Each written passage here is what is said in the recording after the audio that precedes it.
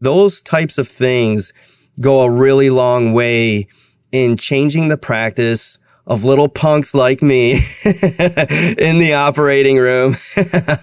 And I'm not ashamed to say it. I was not the best until later on in my career. But, it's something that at least I can say I identified as an issue that needed to be corrected. But it was things like that, that really triggered it. It's understanding and seeing the why, like you said, why this is so important. Rising above the buzz of ultrasonic cleaners and the clanking of stainless steel are the ideas and voices that are changing an industry. You're listening to the Beyond Clean podcast, the central nexus for the people, processes, and products that are improving our sterile processing world. Each week, we speak with frontline technicians, CEOs, engineers, and entrepreneurs with a common goal to help you fight dirty. Every instrument, every time. Whether you're tuning in for education or inspiration, we're glad you did. Now, turn on those washers and turn up the volume. It's time to go beyond clean. On this Vendor Spotlight, we speak with Kevin Anderson, Clinical Education Specialist at Healthmark Industries, and we've got a treat for you today. In the theme of James Bond, there's new technology from Healthmark. It's the FIS-007, and this is a modular device, but it's got the ability to inspect smaller lumens and higher quality images, but it also comes in a durable design. But I don't want to get ahead of myself. We're going to be right back with Kevin Anderson after a short break.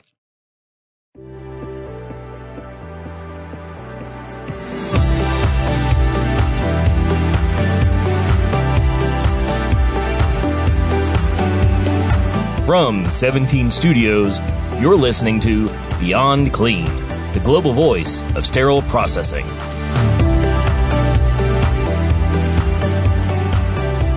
Joining us now is Kevin Anderson, Clinical Education Specialist at Healthmark Industries. And Kevin, you've been on the show a few times, I gotta say, so welcome back. Justin, it's always good to be hanging out with you guys and happy to be here for another interview, man. So I got to ask you, because you're a repeat guest, we've never really dove into what got you interested in podcasting. We've talked a lot about how you have your own podcast there at Healthmark Industries, but what really kind of got you into it? I kind of never asked you that story before.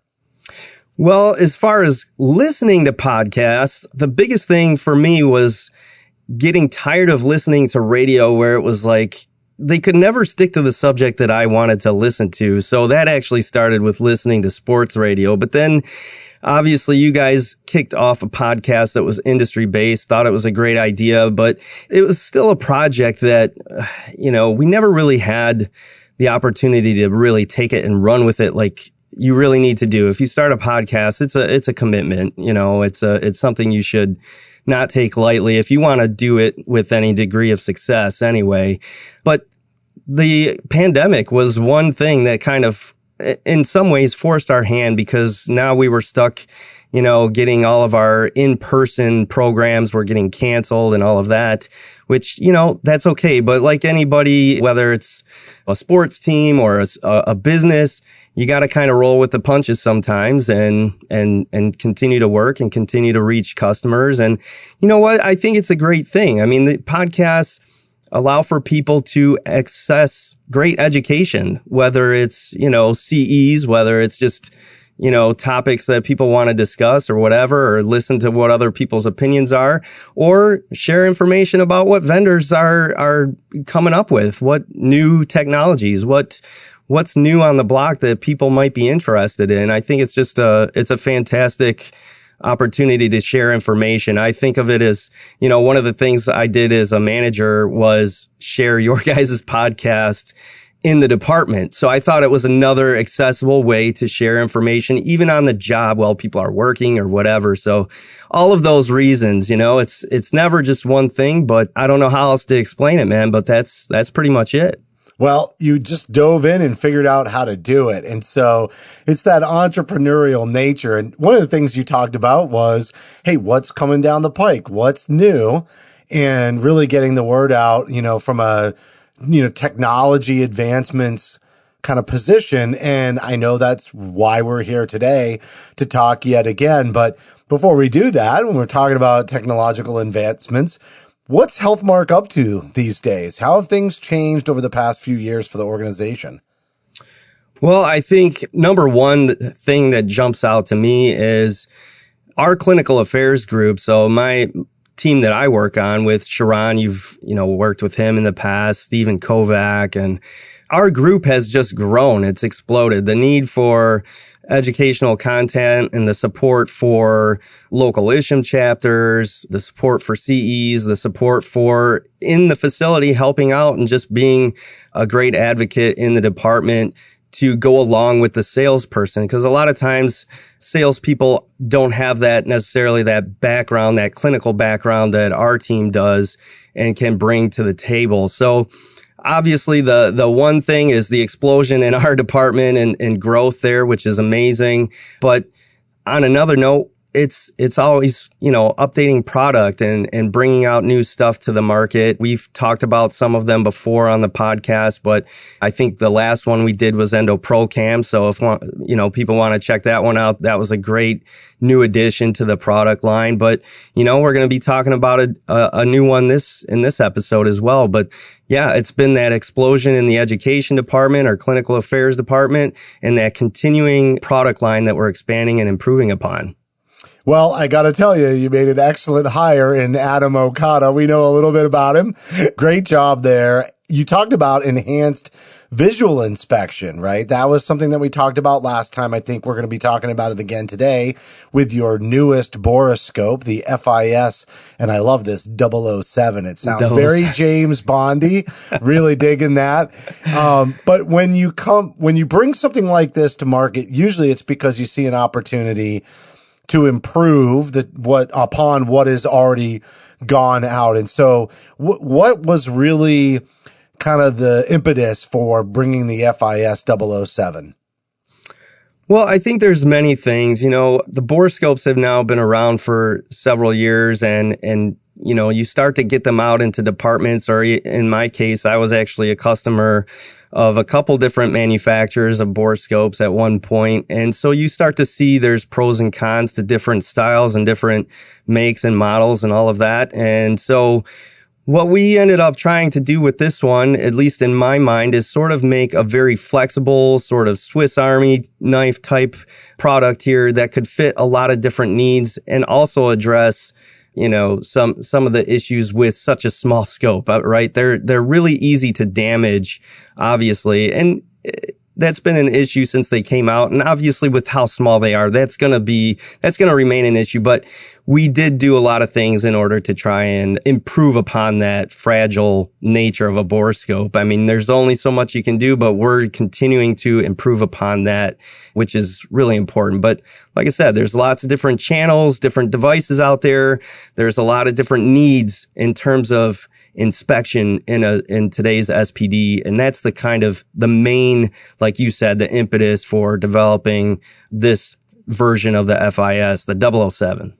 So everybody knows at this point, I would think, that it's so important to be able to see inside of those lumens. Like devices with cannulas and lumens, very difficult to validate that they've been cleaned properly. And especially when you think about things like point of use or, bedside cleaning, as you might be referred to in the GI world.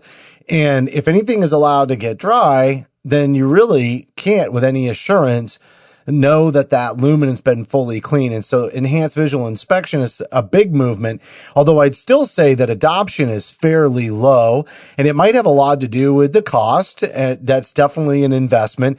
And it's also an investment when you buy any type of scope. Now, obviously, with these Borescopes, we're using them as an inspection technology, but I used to work in the repair business, and I can tell you, to your point, that one of the most expensive repairs that any SPD is going to deal with is going to be those small diameter scopes. And if they're managing the GI scopes, like that repair budget can get off the hook. And so I think what you've done to kind of say, listen, here's something that is a little bit more durable, and also I think there's some other aspects of the design as well, but to keep those repair costs down and to be able to continue using that enhanced visual inspection technology is so critical. But something else was recording what you can see being difficult to track over time. So as we talk about the 007 in that regard, how does that come into play? Well, I like that you brought up a few things there, especially the GI world. That's a big one where you have various different diameters and lengths of flexible endoscopes. So that's part of the reason why this FIS was created, where you can use different size catheters. But you mentioned documentation, and this is huge. I used to work in the operating room in the endo suite as a circulating RN. So one of the things that people may or may not be familiar with that's really interesting, when it comes to doing a colonoscopy or an EGD on a patient, one of the things that physicians do in order to document their procedure is they take photographic evidence. So they go all the way up the colon and they go to the cecum. They take the picture of the anatomic location that states basically they've seen the entire colon, and we're going to take a picture there to prove it. Basically is why they're doing that. All right. So this is like the same concept. In my mind, I think of it like that. If you're going to go down a GI endoscope or a urology endoscope, or maybe you're going to go down a shaver, an orthopedic shaver, I like the idea of being able to not only just prove that I did that inspection point, but then document it and be able to show evidence that either the device is clean or that it's not clean and that it actually needs re-cleaning or damaged, as you talked about, and then it needs repair. So then you have this ability to document a damage and maybe even the return from the repair vendor, what it looks like after the fact. So there's a lot of good components to being able to take pictures and video evidence of your inspection. One note I do really want to press here with inspection, because you mentioned adoption. All right. And I can't agree more with you in that the adoption of this technology is way, way, way too low. And the reason I say that is because I think most of us think of Borescopes and we think of GI. And GI, the standards and guidelines and even IFUs do not mandate yet Borescope exam. And that's part of the reason I think why there's low adoption rates. However, if you look at orthopedic shavers, there are very common manufacturers, very big name manufacturers that do require internal inspection of surfaces. And there's only one way to do it, and that's with a Borescope. And so this stuff has come out many years ago. So 10 years ago, there were infections in shoulder arthroscopy patients linked to those shavers. So this is old news now, guys. Like old news, IFUs, they've been out, they've called these things out, and the adoption rates are just too low. Yes, cost is high, but cost somehow doesn't seem to play a factor when we need a new surgical instrument for a doctor, right? We need to be able to have the same justification for the tools that sterile processing technicians need to do their job. Yeah, you said 10 years ago, and absolutely, it made the NBC nightly news. One of the first times it really hit just, the general public media, not just what we all hear about, in healthcare or working in hospitals every single day. And I know Healthmark is always looking to bring new and improved technology to the market, really focused on patient safety. And you mentioned that team of educators. And also, you've obviously embraced the social media. As you said, we all had to adapt, and podcasting was one part of that. But as we come back to the technology piece, and you said like recording and having that proof, I also believe the FIS provides some additional just quality improvements, right? In terms of the actual visualization itself.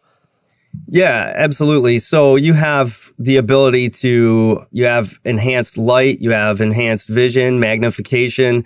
We would say there's a built-in, I think it's an 8 times magnification. However, if you ask Jahan, he'll hesitate to say exactly how much the magnification is, because a lot of that does depend on your monitor system. But yes, so there's a lot of things going on here in terms of, the the upgrades. And we mentioned how fragile these things are.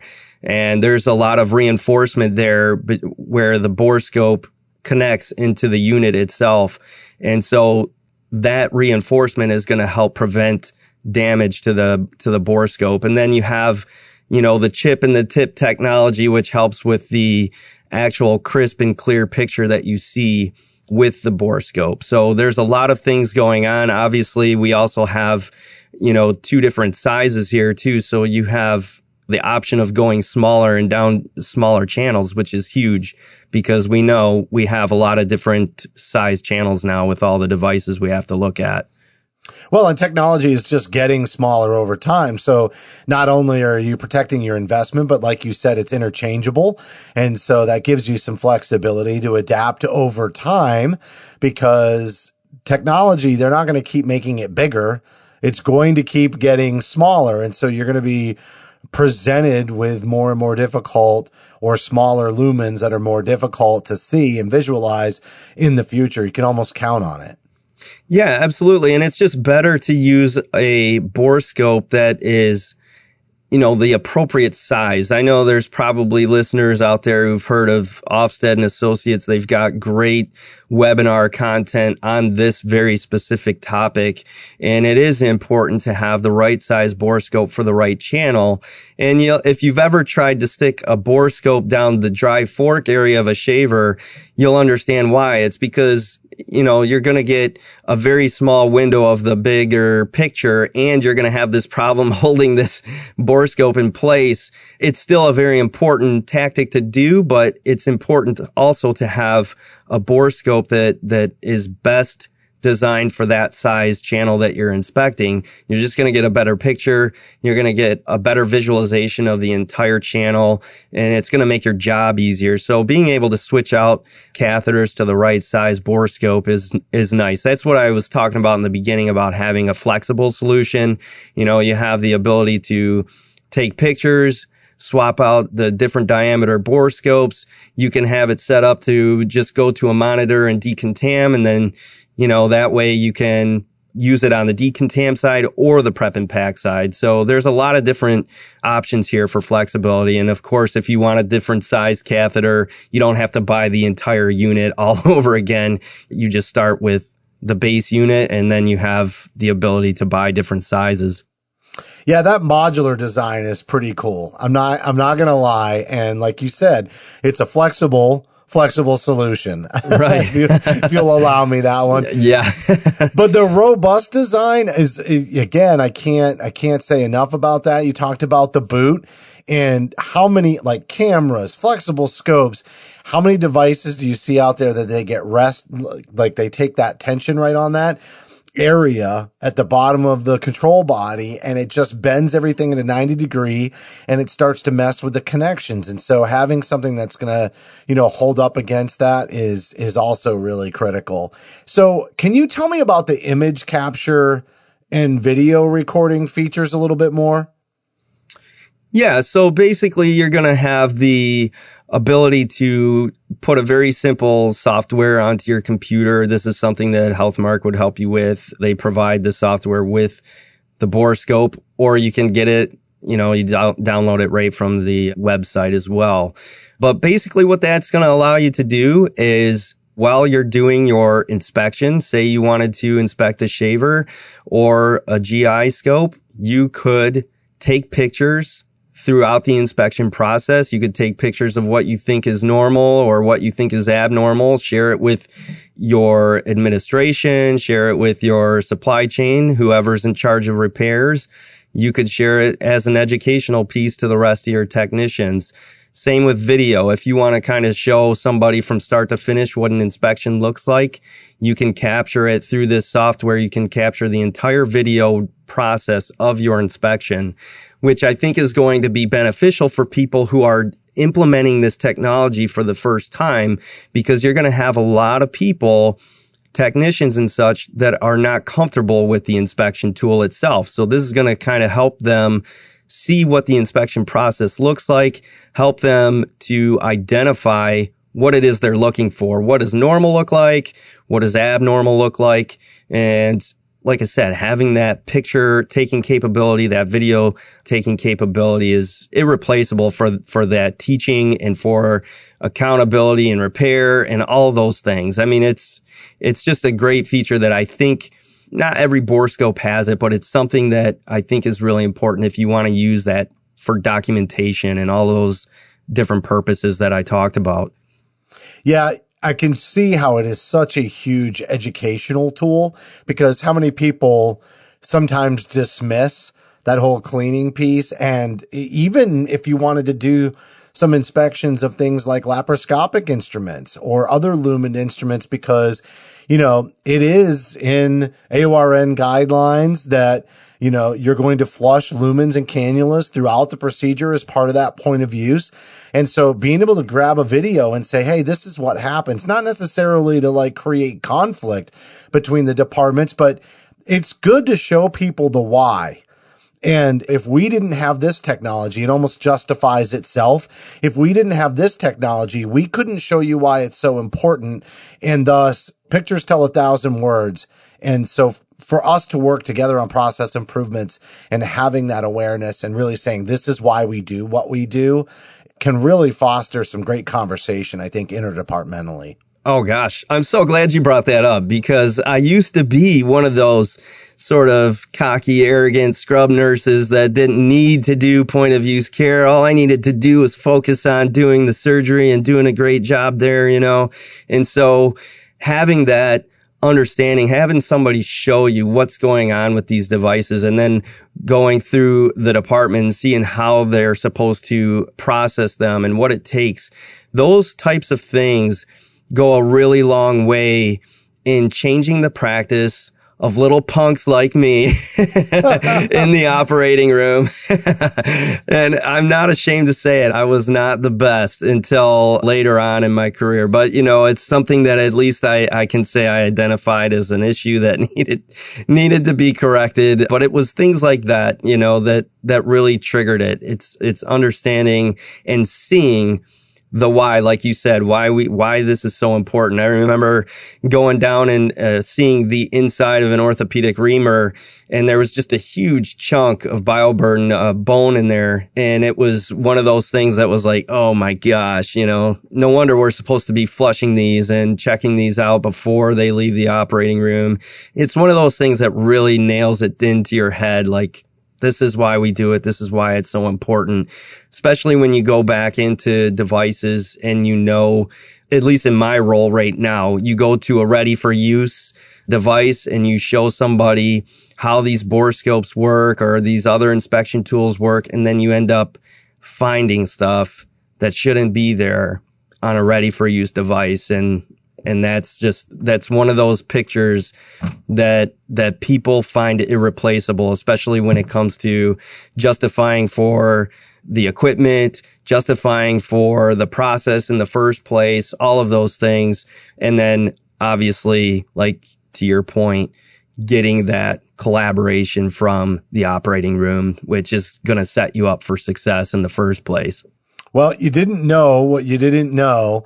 And then, you know, once you saw it for yourself, it really changed your opinion. And, you know, obviously you spent a lot of time after working in the OR, learning a lot more about this industry, but you needed to see it for yourself. And I'm going to read some statements from your customers about their excitement around the new FIS-007. Finally, a digital borescope that will fit into my ureteroscope. That's such a great point right there. That is so critical when we talk about the lumen size. The next one, about time, a borescope that SPDs can build to their needs. And that really talks about that modular design. Then love the reinforcement on the catheters. There's the durability, you know, comment there. And then we love the versatility to create what we need to fit our space and inventory. And finally, wow, I love the clarity and crispness in the image. This is so much better than we are currently using for visual inspection. And that last one, I think, is also really critical, because if you start taking pictures and you are trying to educate, but you can't really explain what it is that's in the image, then it doesn't really pack the same kind of educational punch, does it now? No, you're right. I mean, there's great pictures now that we can show. We're building this bank for people to be able to see, whether it's in one of our webinars or whether it's something that we can show them just as another side educational type thing. But it does help. I mean, I remember seeing different pictures when we first started implementing this type of technology. And sometimes you're not sure because, just like on an external surface, when you're inspecting instruments, sometimes you're not sure if something is rust or whatever.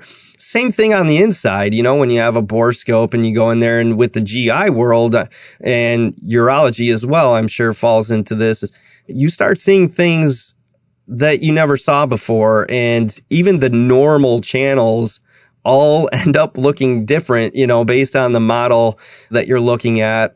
Sometimes there's even normal variations where you might see a red mark in the channel.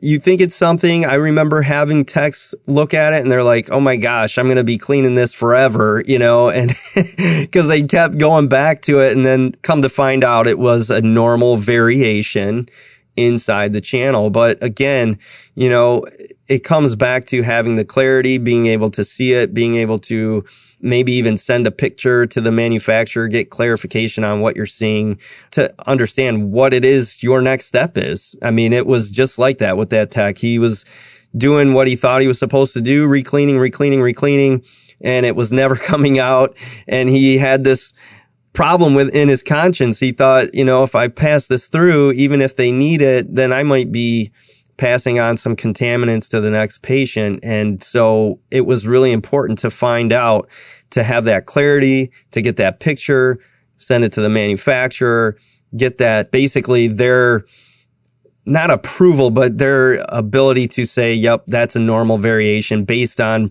a prior repair that scope went through.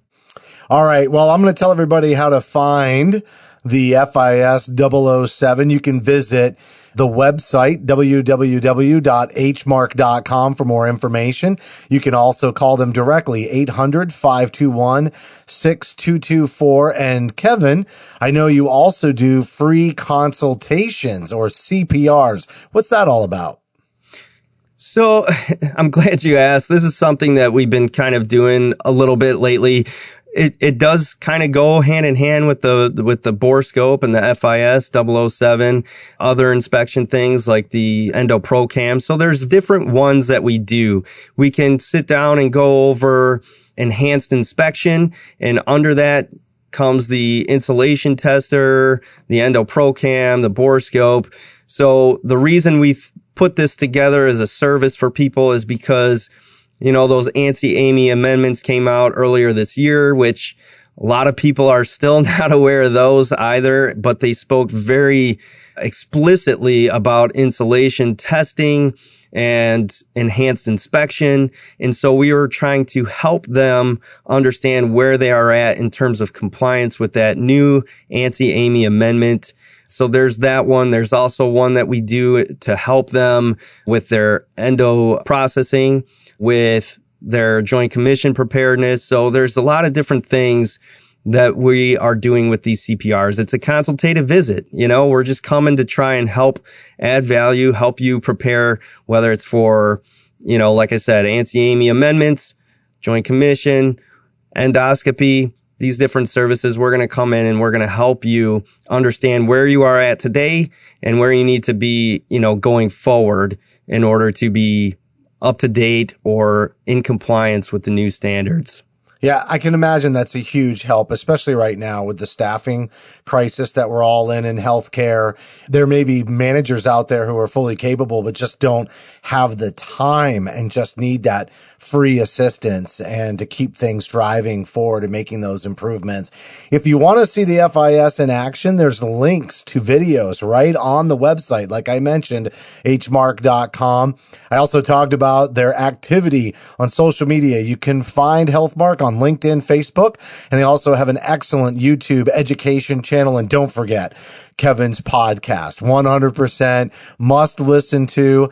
And finally, we have bonus content on these episodes episodes, and this is going to be one of them. So if you download the smartphone app for iPhone or Android, then when you go in and you look at this particular spotlight, you'll be able to click on the gift box for bonus content, and there'll be some information about the FIS-007. Kevin, really nice job as always. You're a pro. I know we got a late start. Nobody knows that, but man, you just keep hitting a home run every time you come on the show. Thanks, Justin. You guys make it easy.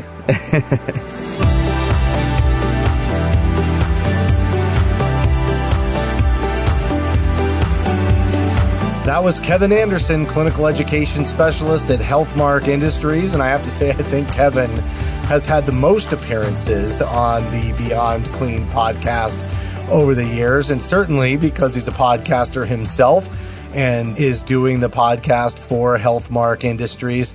Today's conversation very much around new technology, the FIS-007. I do love that name.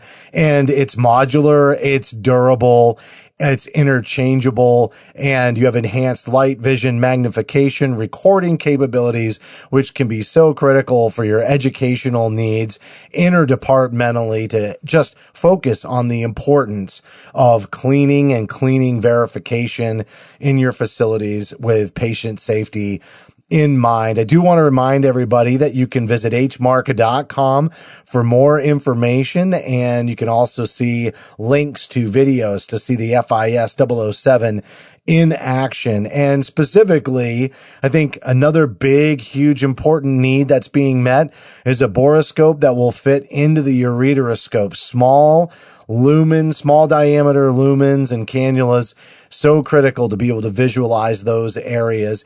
Also, Kevin talking about his free consultation CPRs, and you can follow them on LinkedIn, Facebook, or visit their YouTube channel for educational content.